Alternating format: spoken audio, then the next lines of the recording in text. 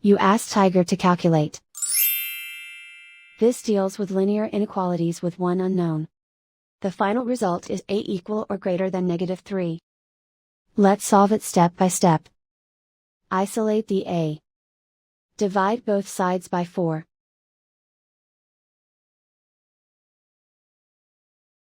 Simplify the fraction.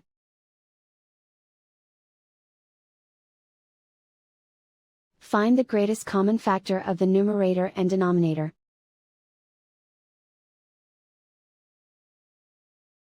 Factor out and cancel the greatest common factor.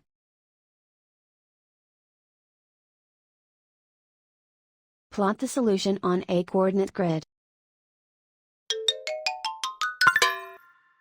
And so the final result is a equal or greater than -3.